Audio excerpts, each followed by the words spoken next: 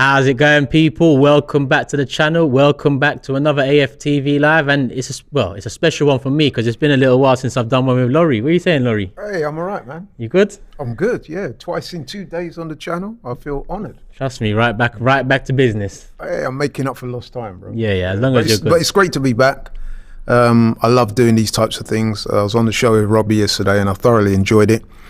It seems like from what I can see in the comments, people are quite positive about it. So yeah, man, it's good. It's all good. Keep it up, man. As long as you're good, that's the main thing. People, make sure you hit the like button first and foremost. You know what it is already. Let's get the likes up. Engage with us throughout the chat. I'm sure a lot of you lot out there saw the Arteta interview. That's going to be, you know, the central point of this live, that Arteta interview. I think it was a very good interview off the cuff. What did you make of it? Yeah, I watched the interview today in its entirety. And yeah, like you, I was quite impressed. You know what? I'm gonna keep it real. Like, so Arteta, he took over in December 2019, I think it was. And I have to be honest and say that at the time, I wasn't like immediately won over. I felt that maybe the club should have gone out and got somebody a bit more experienced, a bit more worldly wise, given the predicament we was in at that time. And over the course of 3 years, you know, I have to say that there have been times when I've scratched my head at some of his decisions, and one or two decisions I definitely didn't agree with. I'm sure we'll come on to talk about that. But you know what, I'm going to say that now, especially, he's kind of turned me around. I think he even mentioned that at one point. I think Jamie Carragher asked him, like, was he worried coming into a club the size of Arsenal? And Arteta was honest. He said yes, and not only a club the size of Arsenal, but he's had links to the club. He loves the club, but he talked about the team, the squads, the fans, and you know, the disconnect and how difficult a job it seemed outside looking in at the time. So even he had his doubts and worries at the time. Yeah. I was quite intrigued, actually. Jamie Carragher did ask some very good questions, one of which was how he got into management and coaching. And it would appear that, I think he was about 28, wasn't he, when he first started to take his coaching badges and stuff like that. Wenger helped him with that. And I've also read and seen interviews with other players who played with him when he was an Arsenal player. And they said that even when they played with him, he had a certain foresight about him, a certain type of leadership skills and demeanor that would suggest that one day he would make a good manager. So, and at the time, like, if we take ourselves back to 3 years ago, I was in the same boat as you.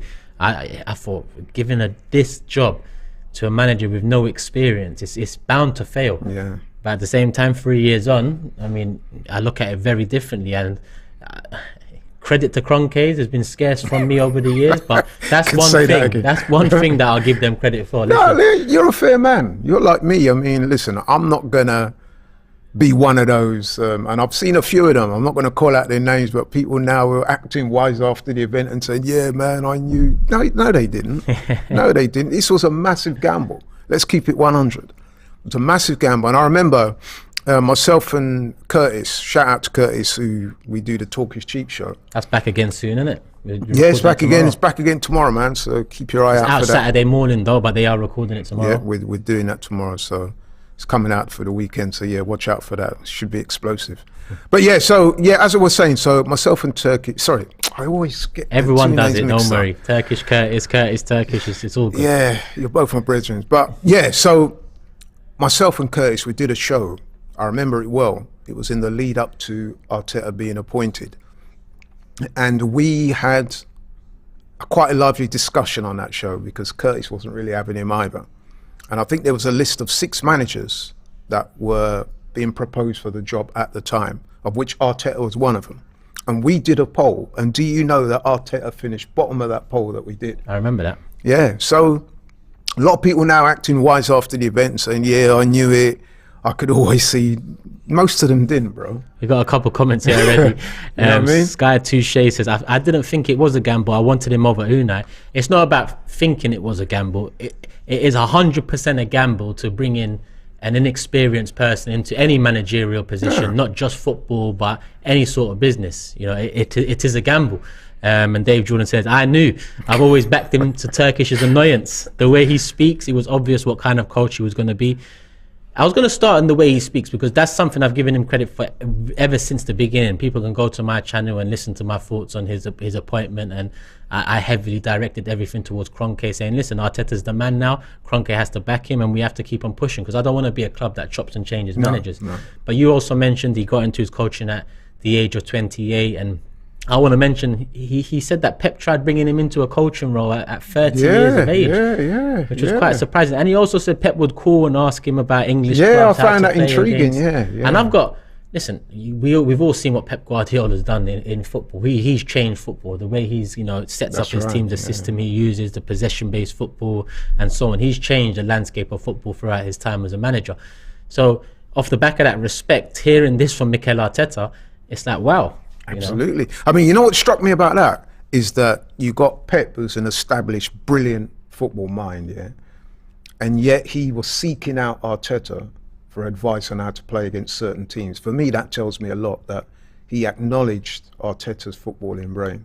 Yeah. Even though he hadn't had any experience in managing or coaching a team at that particular time. So that speaks volumes, really, isn't it? 100%. Yeah. So I mean, listen, it would appear that he always had the character traits, and he had the knowledge of football. It's whether, though, you can harness all that and put yourself in that environment, and be that guy. Yeah. So a lot of times people have what it takes to be a good manager, but for whatever reason, there could be a number of different factors. It doesn't quite work out. I mean, I'm sure you would have been aware the other day that one of our great ex-players, Kolo Toure, he's recently taken over as manager of Wigan, and he's lost his first game. You know what I mean? So, listen, I'm not saying that the pressure's going to bring on him after one game, but it's a pressurised environment. And you lose a couple more, and I guarantee the Wigan fans will be. I think Arsenal and Mikel Arteta has kind of also changed the landscape of the managerial job too, because prior to us trusting the process or not trusting the process and giving the manager time and now looking at it very differently to 3 years ago, clubs kind of went into that mold. You look at Chelsea, who were kind of probably the initiators of it all.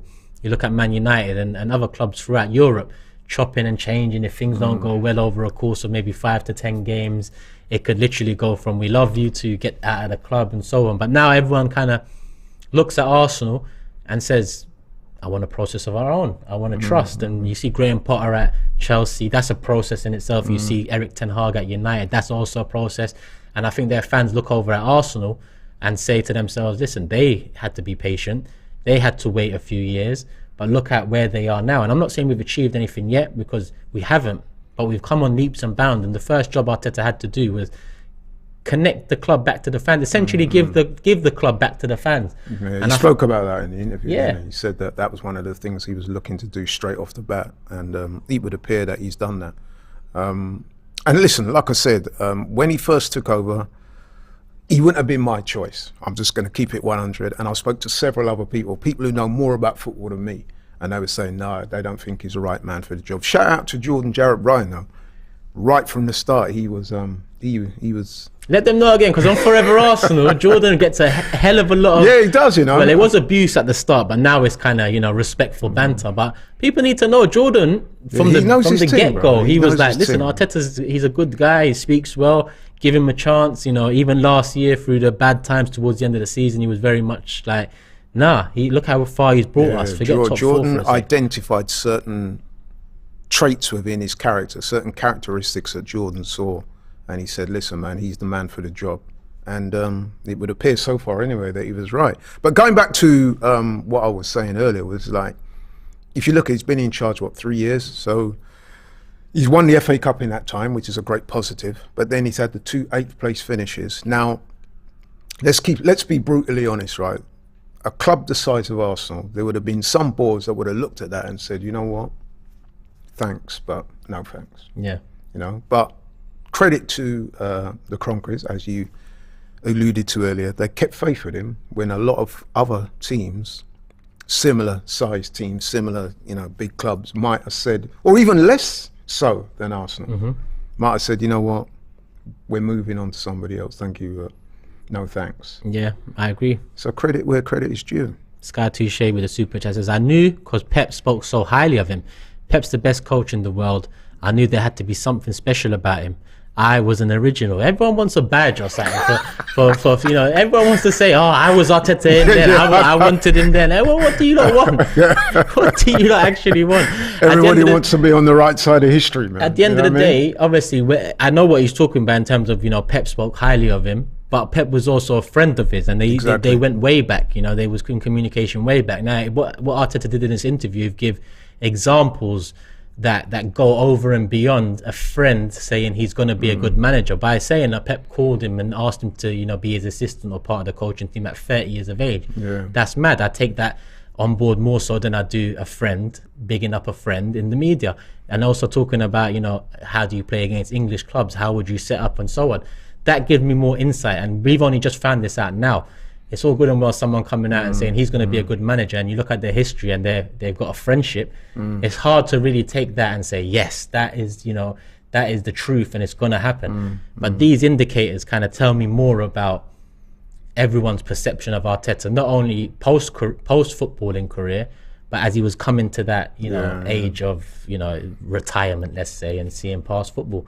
I think what it is as well, when you look at Arteta, man, aesthetically and everything else, he kind of fits a bit. He looks the part. He's got the hair going on. He looks quite a stylish dude. He's meticulous, and you can see in his intensity.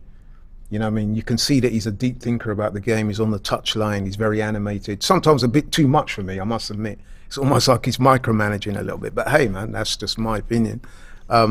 But yeah, he comes across as quite an impressive individual. And in that interview, I did think that straight away. I've always said that he may not be the most charismatic person. So in other words, when he's giving his weekly press conferences before games, he very rarely says anything that you can sort of hang your hat on and say, wow, Yeah.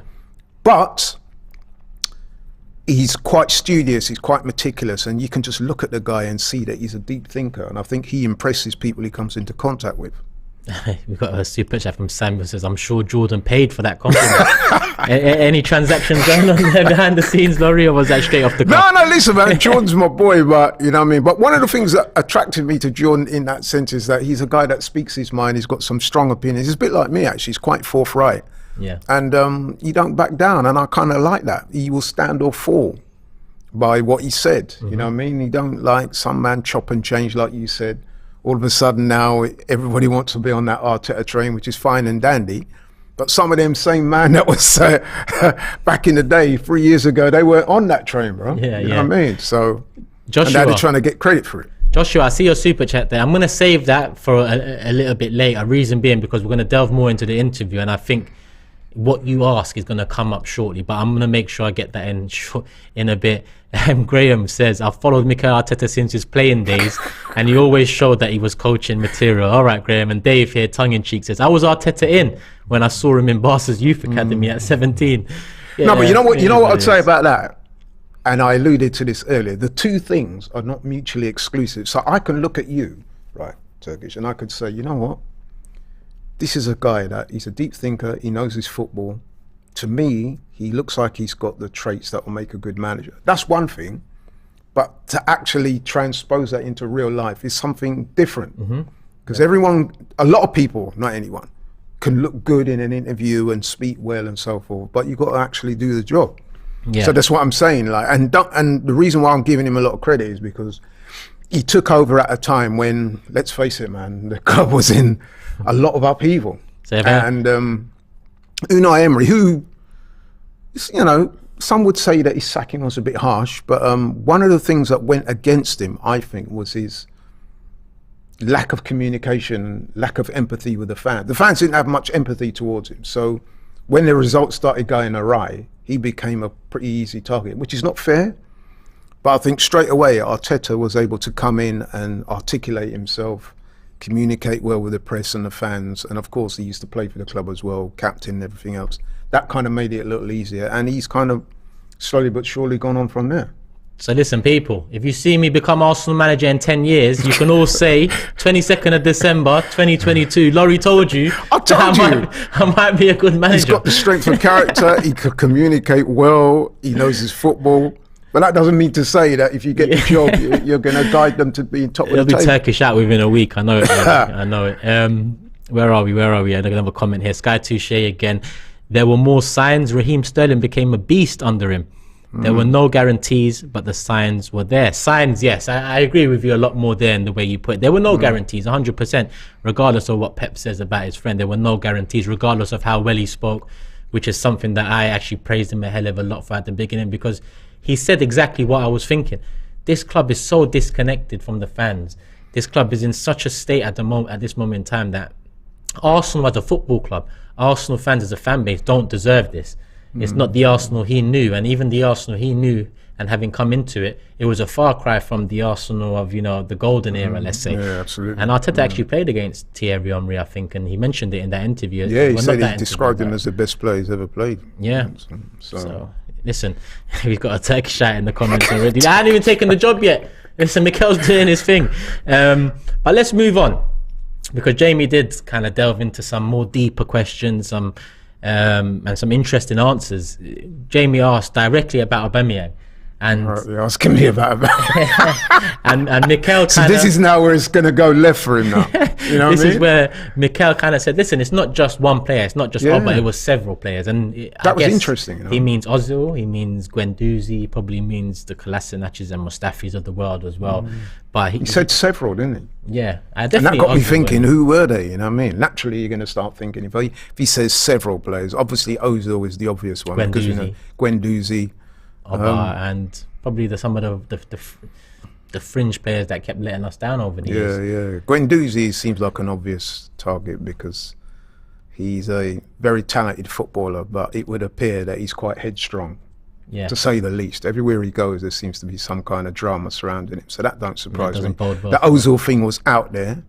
I would just say on the Aubameyang thing, and listen, man, I'm a little bit biased there because anybody that knows me, they've said you got a poster of Oba. Exactly. Standing in the video.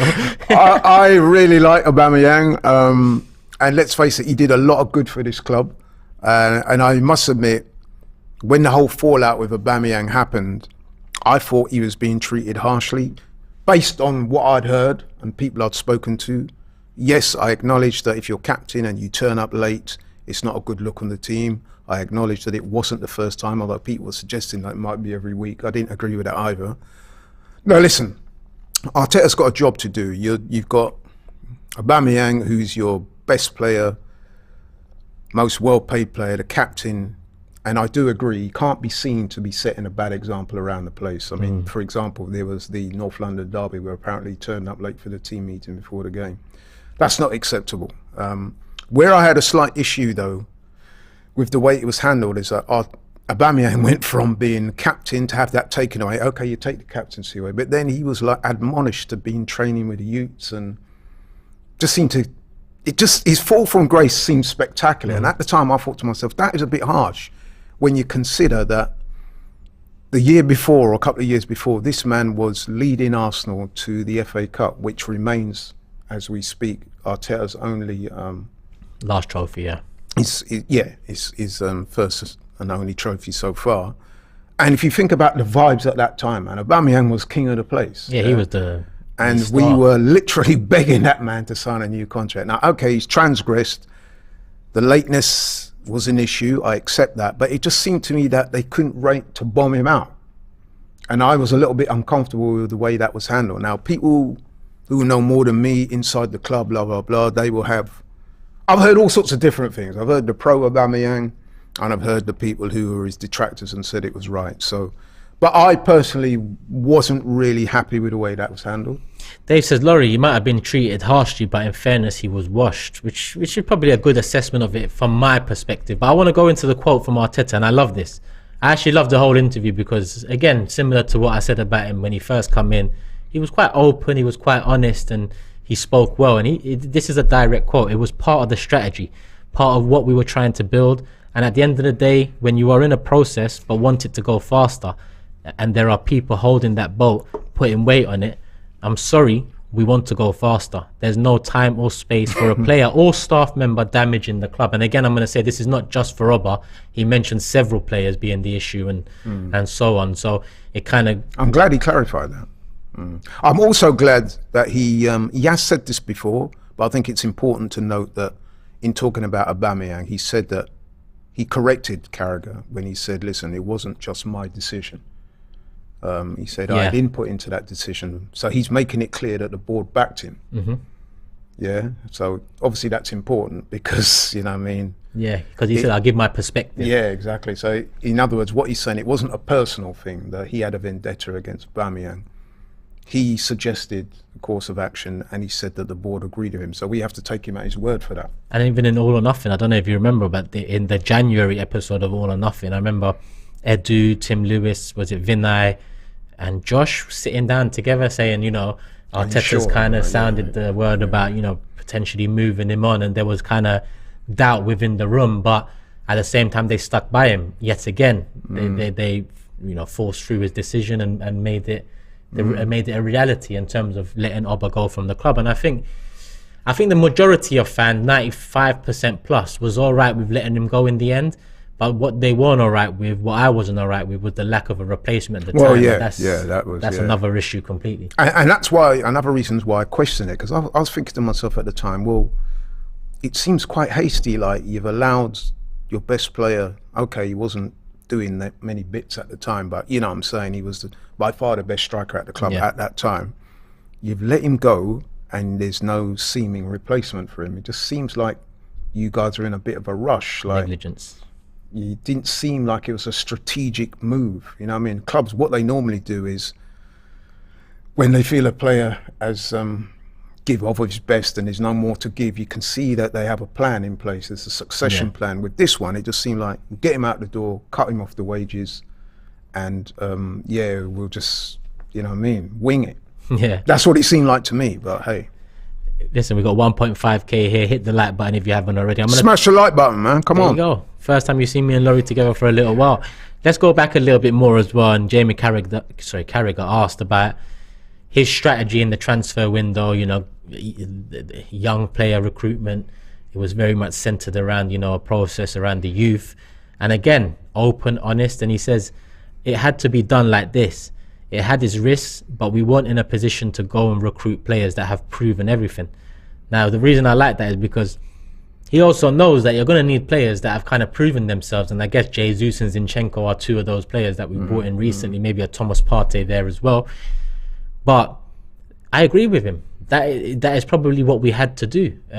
Arsenal were not in a position and we didn't have the recent history to allow us to go for world-class talent at the top of their game at the time, and he mentions, you know, it had its risks as it always does, bringing in youth and having the youngest team in the league. I think this year's the second youngest team in the league. Massive risk, but it's paid off so far. Yeah. What I would say about that is, let's be honest, that playbook about a young manager taking over a team and then utilising young players, trying to bring them through, that is nothing new, is it? We've seen managers do that in the past. In fact, a lot of managers deploy that type of strategy. You think about it, you're a young manager, you're coming into a club, especially a big club like Arsenal, you will want to bring up the young players because you can strike more of an empathy with them. And I think that's one of the things that Aubameyang was saying, when that Arteta gravitated more towards the younger players because he thinks he can get more from them. Whereas some of the older guys are a bit more skeptical or a bit more, they think differently. To some of the young guys. The young guys are going to run through a brick wall for the manager, especially if they're in the starting 11. Given chances. So the older guys will be a little bit more reticent, a bit more skeptical. They're thinking, I've seen all this before, man. Show me something. You know what I mean? That's different. So that playbook, you know, young players, bringing them through the ranks, that's not nothing new. Where I'll give Arteta credit is the coaching and the way he's moulded those players. And to be fair to him as well, in the transfer market, he's made some good acquisitions. You mentioned there Jesus being the obvious one, but the other, Odegaard and people like that coming in. So what he's done, he's got a hardcore of youngsters, the Sakas, the Smith Rowes, people like that. But then he added to the squad, and over a year or so, it's gelled, and here we are today. Arsenal top of the league currently. Mad. Stress with a super chat says, listen, Kroenke always wanted young, cheap, brilliant guys for Arsenal since Wenger. We hadn't won for years, and then we get a young coach. Sorry, but I couldn't accept it because he was a slick talker. So was Wenger. And I think, again, a lot of people had that same idea at the time. I'm going to go back to Joshua's comment from earlier, and he asked what was the pivotal Arteta moment for us in terms of, you know, changing our opinions. and us getting behind him fully, trusting him fully? Well, for me, you know what it is? There wasn't any one pivotal moment. It's kind of grown on me over time because, like I said, I had my doubts when he took over. And even going as far back as the end of the season when we missed out on the Champions League place, I was disappointed at that. Personally, and I'm going to keep it real, I felt that, I wouldn't quite use the word bottle it, but we weren't up to it mentally. Yeah. Maybe to say bottle it might be a bit of a over dramatization of the word, because at the end of the day we weren't good enough. So how much of it is we weren't good enough and how much of it was we just fell apart? There was a bit of both in there. Nevertheless, it almost appeared that we plucked defeat from the jaws of victory, so to speak, and that left a bit of a bad taste in my mouth. So towards the end of the season, man, I was like, boy, you know what, when I was doing this report card, I'm thinking, you know what, like, this is 2 8th place finishes now. I'm not sure if this guy's got it within him to turn it around next season. So I'm thinking to myself, you know what, I'm going to be fair. This is how I was looking at it. I'm not going to call for his head or not like that, but I want to see some tangible improvements early on, man. You know what I mean? Because remember the season before this one, we started very badly. Remember, we lost to Brentford, we lost to Chelsea, and there was no goals, 3 losses, bottom of the table. I'm saying to myself, going into this season, I want to see some tangible improvements, and if it's not manifesting itself by November, December, decisions some decisions might have to be made. But like I said, to be fair to the guy, we had a great start. In fact, we had a good pre-season, didn't you remember? We were slapping up teams in pre-season, scoring goals. The mood was right. Jesus and them not coming to the camp and all that, and everything was flowing. I'm like, yeah, you know. And then we started to see the decision. The games went well, and then all of a sudden, you know, we're topping the table and staying there. So yeah, that's what I'm saying, man. He's turned it around. For me, I kind of agree with you. There isn't that one single point for me where I say that's what turned it around. But over time, listen, people knew how I felt about Ozil prior to Arteta coming in. And I'm actually glad that Arteta sorted it in the way he sorted it. He gave him a chance initially, and then, you know, that chance dwindled, and then it was, see you later. Oh, no, all right, we'll leave you at the squad, and then we'll see you later in January. So I like the ruthlessness in that approach, because I think something that Arsenal lacked over the years with Arsene Wenger, especially towards the end, was a bit of ruthlessness. You know, I feel like Arsene Wenger at times was too nice, and that he definitely kept faith with some players for far too long. Yeah, so Arteta coming in and making that big decision. Ozil was loved. It wasn't that long ago, so people can remember how much Ozil was loved. Yeah, a lot of the negativity towards Arteta and the doubt and the hate towards him came from fans of Ozil who, you know, didn't like the way he was treated at the club. But I actually liked that. And I think I also look at Ben White and Ramsdale's signings last summer, or the summer just before, sorry. And I thought to myself at the time, what is this guy doing? But then we saw improvements in the team last year. I know we didn't finish in the top 4. And like you said, it looked like we plucked defeat out of the jaws of victory. That's a good way to put it. But, you know, heading into pre-season, we saw how important Ramsdale was for us last season. Ben White, all right, he was centre back, but now you hear quotes from Arteta that, you know, the plan was always to kind of put him into a right back position. So that means the plan was always to have Saliba come back in and slot in at centre back. Another player where his consistent loan spells added doubt into fans' minds about whether I was one of them. Likes him. Yeah, I was like, when are we going to see this guy? Like, listen, Saliba playing at this level is nothing new, you know, bro. Everybody I saw quotes attributed to Saliba where they were saying that this guy is better than Varane and all the rest of it from time, you know what I mean? Yeah. And so I was baffled as to why is this guy not made his Arsenal debut.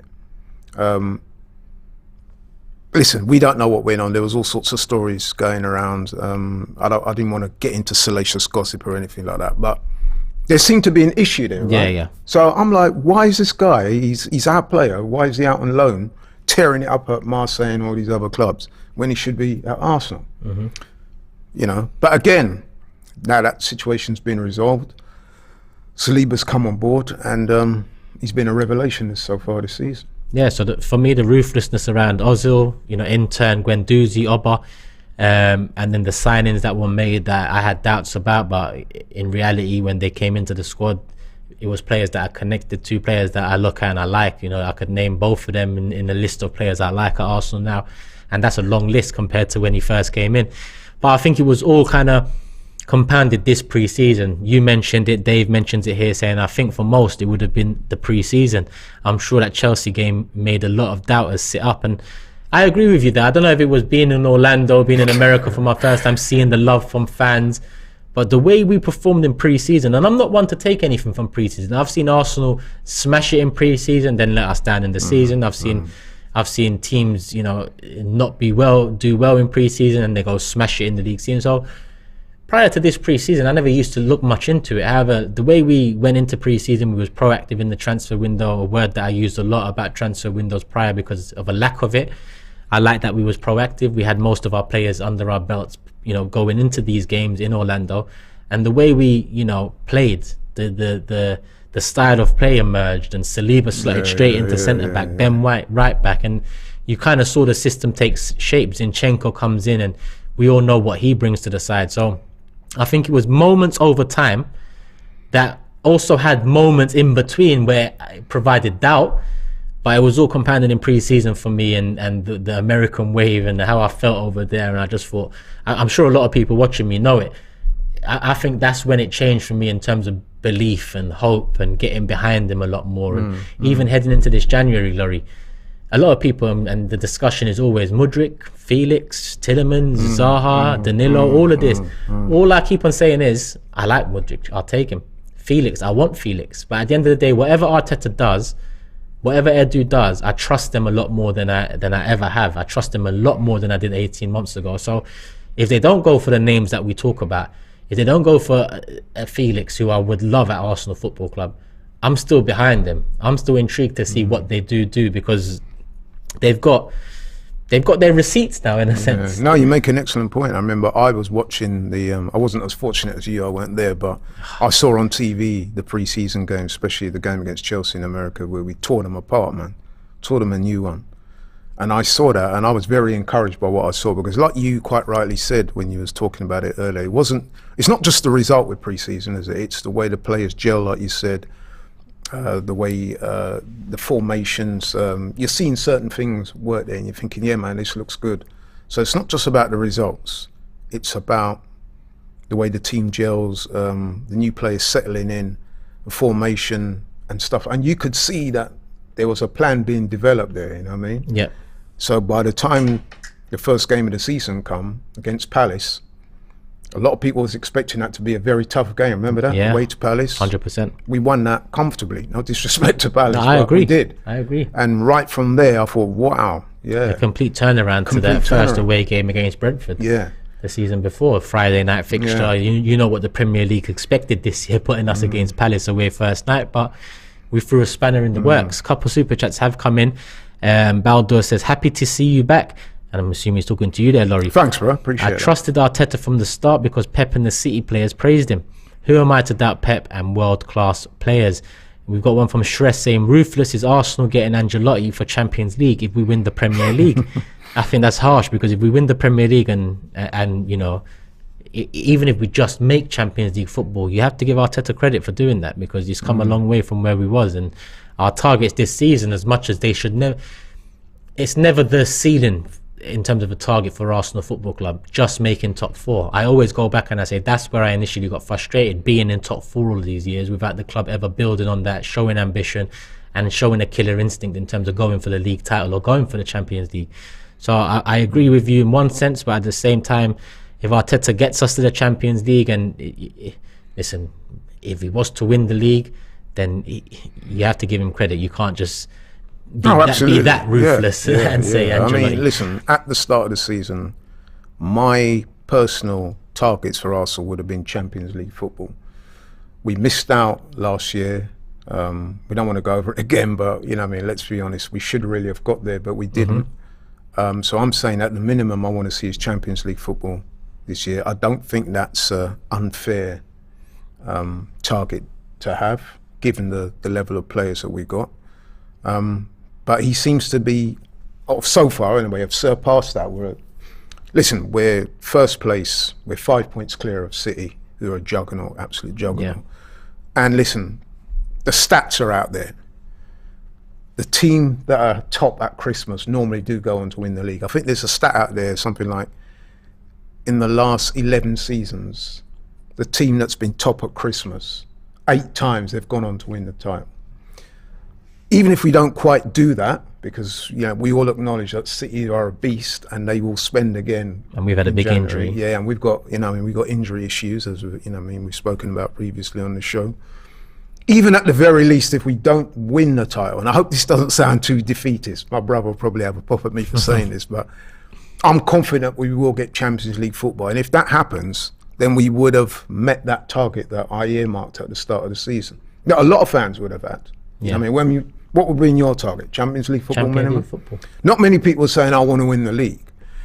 Now, listen, we're in a good position now. And if it gets down to the last 5 games and we're within touching distance, then I'm going to say, I'll be disappointed if we don't win it. Yeah. But I think we have to be realistic and say that, listen, man, we surpassed expectations. But let's not get carried away, because you got an absolute beast behind you, man, and they're bearing down on us, you know what I mean? And like I said, it's a long season. It's a marathon, not a sprint. I was guilty of that last season, Laurie. Heading into the season, if you watch my season preview on my channel, I said, listen, I don't think there's anything Arsenal Football Club can do in this window to get us top 4, in my honest opinion. So what I would expect from this is at least challenge for it. Now, halfway through the season, when we went into January 2022, we was in the top 4. We had just beaten West Ham. We pipped them to the top 4 place heading into January. So I was guilty of kind of rejigging the expectations, but at the same time applying more pressure on Arteta to achieve them. And in hindsight, when the season finished and then a few weeks went by and I looked back, I said to myself, well, you know what, I can't really knock him, because that's what I also thought would have been the maximum for this squad at this time, challenging for top 4. If we make it, ahead of the curve. If we don't, it is what it is. You have to keep on building on it. But obviously at the time you get caught up, like you said, 5 games before the end of the season. If we are first, if we are second, a couple points off, then I'll talk about the title a lot more. But right now I'm still saying Champions League football, get a Europa League trophy under your belts. Just that's success to me, getting a trophy. But Champions League football is the bare minimum. That's the holy grail for Arsenal fans, isn't it? A bit like City, they want to win the Champions League.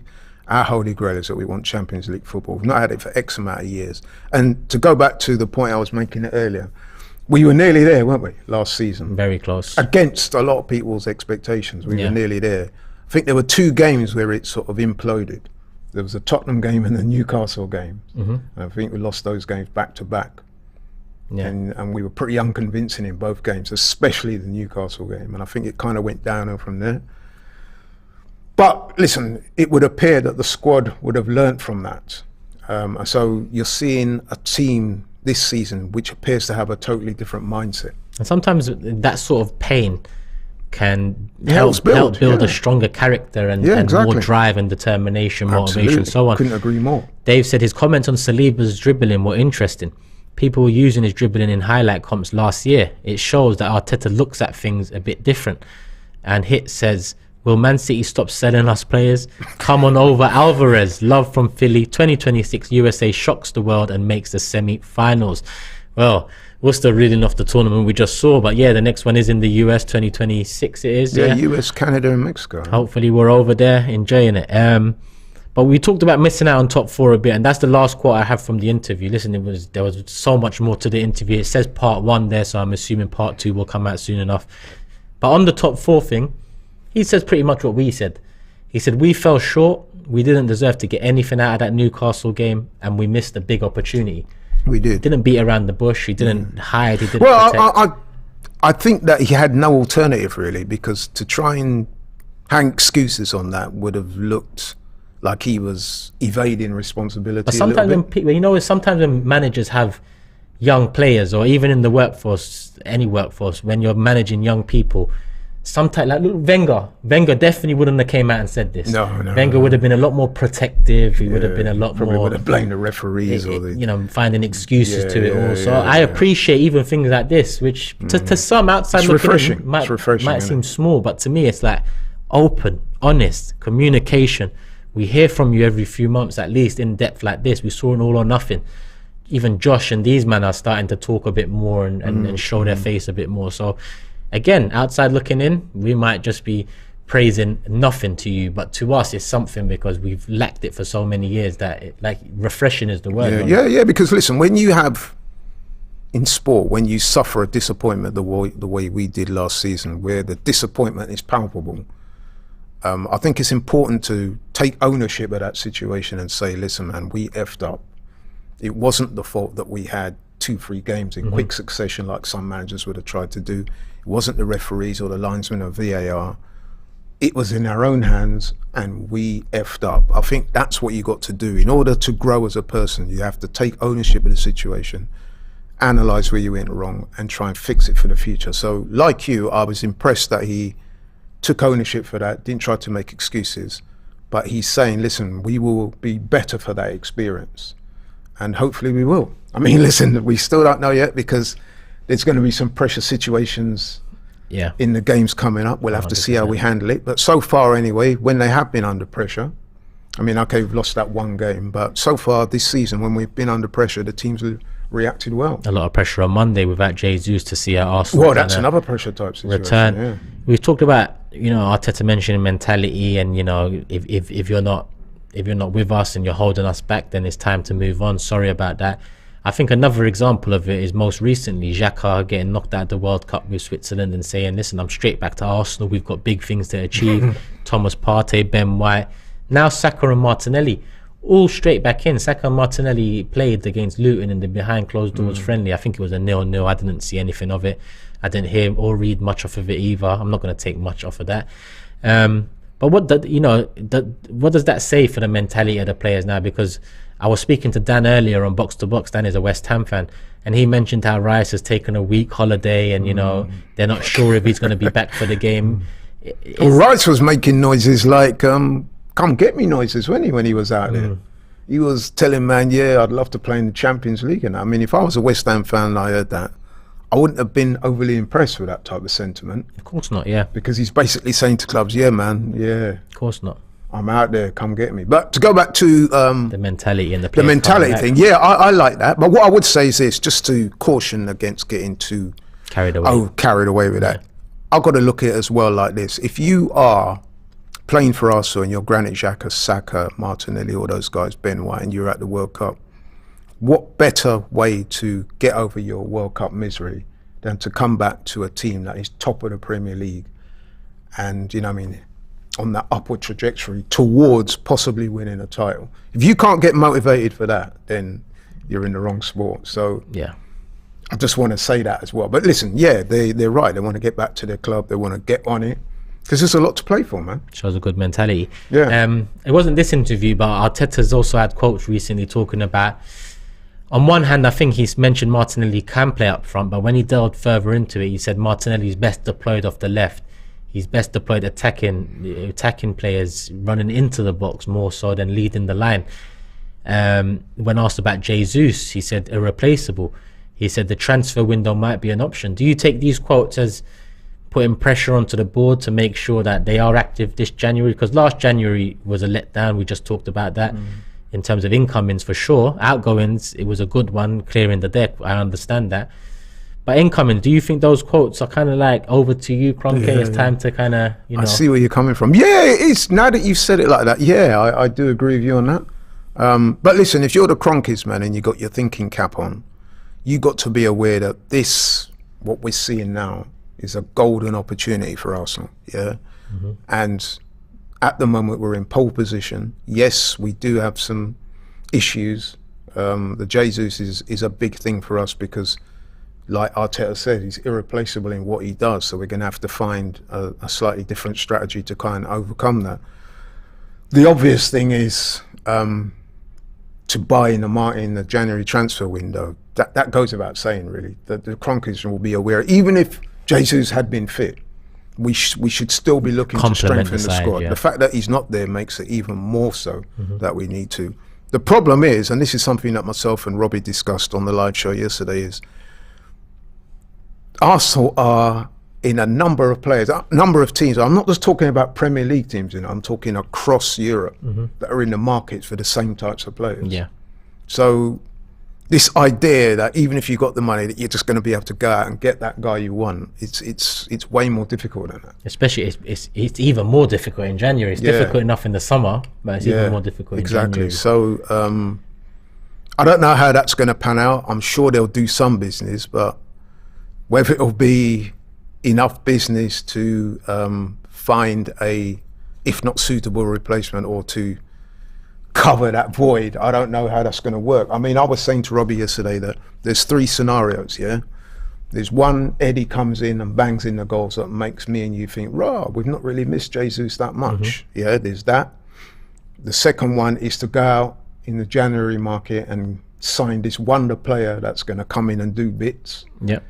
And then the third scenario, which I think is probably more likely, is that Arteta will tinker around with the team a little bit and try to ensure that we get goals from across the team, as we've rather done than so relying far, on exactly. So the likes of your Odegaard, who is incidentally our top scorer in the Premier League this season, he gets a few more goals. Xhaka, who's got I think 4 this season, Saka, Partey, even he's got a couple of worldies this season. Martinelli, even man like going further back, Gabriel, he's got a couple already this season. He'll probably get a few more. So they'll probably have to spread the goals across the team, and Eddie will chip in as well. And I know you're a big fan of Eddie, aren't you? Well, listen, I'm a big fan of players that produce for the club. That's all I can say. If you're not producing for the club, then I'm not a big fan. This is a big chance for Eddie towards the end of the season. Be honest, do you think he can breach that gap, fill that void? I don't listen. Like Arteta said, impossible to replace Jesus. So I don't think he can fill that void. But I think when Arteta, with respect, I think what he's saying about irreplaceable is not so much the goals. Because let's be honest, Gabriel Jesus is not the most prolific striker out there. He's one of the better strikers out there, but not in terms of scoring goals. What he does is the approach play and the fact that he's so good at opening up spaces. And exactly. So in that sense, he's irreplaceable. But I'm talking in terms of scoring goals and winning games. Can Eddie come in and be that guy that's going to get goals? Because he is a very competent goal poacher. So I was saying to Robbie yesterday, it may be that Arsenal might have to tinker around a little bit with the way they play. I agree. It's not just all the pressure on Eddie. There's a lot of pressure on Eddie, and rightly so. Listen, new contract, number 14. Now's your time. You're not that young player anymore that you can give that excuse to, in my honest opinion. You've been at the club a long time. This is home to you. So everything's in place for you now to go and kick on and do your thing now. Absolutely. But I also look at Odegaard, Saka, Martinelli, Xhaka. Maybe more so Xhaka and Odegaard, considering they're in the 8 and 10 positions. And I'm saying to myself, if you create enough chances, then we'll get enough goals to get past most teams. Now, obviously, we've got West Ham and Brighton first. I think we can dispose of West Ham and Brighton with Eddie up top. But then we move on to Newcastle, Tottenham and Man United. And that's where I'm not just looking at Eddie, I'm looking at the team. But they've all got to now pull some extra weight, because we've just talked about Jesus and how much he brings dropping and creating and so on. So it's not only Eddie can't replace that, but someone else is going to have to step in and do something a bit different to replace that, in a sense. Maybe not like for like, but there has to be Vieira, this is probably his pre-season, Vieira, because he came in injured. So this World Cup break and the game time he's had in the friendlies and the training behind closed doors with Arteta and the team out in Dubai, I'm hoping we see a Vieira ready to go, because he's the sort of player that can put chances on a plate for an Eddie Nketiah. I mean, the crosses into the box I've seen from him, especially from the right-hand side on his left foot, they tend to favour someone like Eddie, who likes to get a toe on the end of things. He's a poacher. He's a classic goal poacher. And this is why I was saying we might have to tinker a little bit with our style of play, because, as you quite rightly said, Jesus is excellent at opening teams up with these little mazy runs and the way he can take players out and thread a little pass through and stuff like that. He's not going to do that. You very rarely see Eddie take on people in a one-on-one like that. He might push the ball past them, and because he's quite quick, especially over the first 20, 30 yards. So it's a different style of play. And listen, Mikel Arteta's going to have to get his coaching cap on and come up with some ways to enable the team to get the goals, now that Jesus is not in the team. So this is going to be a good test for him too. Yeah, because I look at last season as well, and Lacazette leading the line, and his lack of goal scoring ability, we still managed to win games, home and away against Wolves. And West Ham was one of them that Eddie started up top, I believe, away from home in May, and we won 2-1. So we've shown the ability to be able to beat teams like the West Hams, the Wolves, the Brighton. Well, let me mention Brighton, because over the years they threw a curveball in once or twice. But without Graham Potter, it's a different side. I say different side. They're still a good side. Mind you, they still slapped us up the other day, didn't they? Yeah. Oh yeah, the League Cup. Potter. Yeah, shit. Yeah. But you know what I was thinking, right? And I'm thinking out loud now, as I tend to do. Although we make this big thing about scoring a lot of goals and having a number 9 that's going to get all these goals, if we're being honest, there's not too many teams that have that, is it? City being the obvious ones, they've got Haaland. But even before, when City were winning titles, for a few years they didn't have a recognised number 9. Yeah. Since Aguero kind of fell off, and they still won titles because they were able to share the goals across the team. Yeah. With De Bruyne and people like that getting goals, Sterling and whoever else. Like I said, with Arsenal, we're going to have a similar type of strategy where we're not just reliant upon Eddie scoring the goals. I mean, just off the top of your head, there's 14 games played, there's 38 in a season. How many, Eddie's coming in now, how many goals do you think you can get to at the end of the season? All right, let's say Jesus does return. What kind of target would you say? Okay, so let's say Jesus was out until, let's say three months, end of March. I assume in that time, we've played 14 games. By then, March, April, May, we played another 16, let's say. So let's say he gets 16 games starting. I'm looking at 9 goals. Yeah. 9 goals would be a fair return in those 16 games. Yeah, myself and Robbie were saying 10. And I would listen, man. I mean, Arsenal are a team, certainly at the moment we are, that create a lot of chances. So if Eddie's in the right place, chances will accrue. It's up to him to take them. You said yourself earlier, there's no excuses now. He gave that interview last season, remember? And I was quite supportive of him when he gave that interview. Some of the fans were on his case, like, who does he think he is, blah, blah, blah. When he was saying, listen, man, I can get the goals. Give me a chance. Give me a chance. I haven't had the starts. You've not seen the best of me. If I get the starts, I can get the goals. Well, this is it now, isn't it? Yeah, he said it. Yeah, he said it. You know what I mean? Now your bluff has been called. Now do it. This is it. Yeah. It's showtime, man. Showtime for Eddie. It is, because someone did say to me, towards the end of the season, he added goals. He came in unexpectedly, and that is correct. This is make or break for Eddie. But we was a 70-point team last season, whereas this season, on the trajectory we was on in the first 14 games, it looked like we could be an 80, 90-point team. So can he live amongst an 80, 90-point team? Can he add to an 80, 90-point team? Or do we revert back to a 70-point team with him? I know it's quite a simple way to look at it, and it's not the best way to look at it. But like I said, if we get 16 games, 9 goals, 10 goals, I agree with that. 8 to 10. And would you also agree with me that this is, as well as Eddie, this is going to be a stern test for Arteta as well? Because, like I said, he's going to have to come up with some solutions now on how we play the game. Yeah. Because there's no Jesus. He said himself, didn't he, that he's irreplaceable. So now you're going to have to come up with ways to break down teams like West Ham, and teams like that are going to come to the Emirates and they're going to low block you and all the rest of it. You're going to have to come up with solutions. So when you go away from home and you're playing some of the better teams, you're going to have to try and keep it tight at one end and produce moments of magic at the other end. These are things that we're going to look to Arteta to come up with game plans. So it's a big test. I mean, a lot of people saying Eddie, but Arteta is very much under pressure too, guys. We'll see Monday. Well, that's the start. Boxing Day. You confident about that game? Yeah, I am. Yeah. West Ham haven't been great this season. They haven't been great. I mean, listen, I'm not totally dismissing West Ham. I'm sure they'll come with a certain energy. At the end of the day, it's a London derby. You have to also factor into the equation that everyone's just coming off the World Cup. Everyone's so excited to have the Premier League back. So it's almost like the start of the season again. It's like 2 seasons in one. Yeah. And whatever happened before, I'm sure David Moyes is going to say, listen, forget about what you've done pre-Christmas. This is a different part of the season now. Let's go for it. Let's show me what you got. So they won't, I don't think we'll roll them over, but I do expect us to have enough to beat them. Especially at home. especially at home. And let's also be honest, man, in recent years we've done well against West Ham, so I expect that to continue. Yeah, and it's a better West Ham than, well, we're going to be facing come Monday, if they come in any sort of form comparable to the one they went into the World Cup with. But we're going to wrap it up here, Laurie. Last thing, Beth Mead, BBC Sports Personality of the Year. Yeah, well, it's deserved, man. Yeah, it's deserved. Yeah, she was up against some strong competition. I mean, I'm a big cricket fan, so I thought Ben Stokes might get a look because he's been outstanding in the way he's captained the England cricket team and his personal success. But so I thought it would be between those two. She got it, so yeah.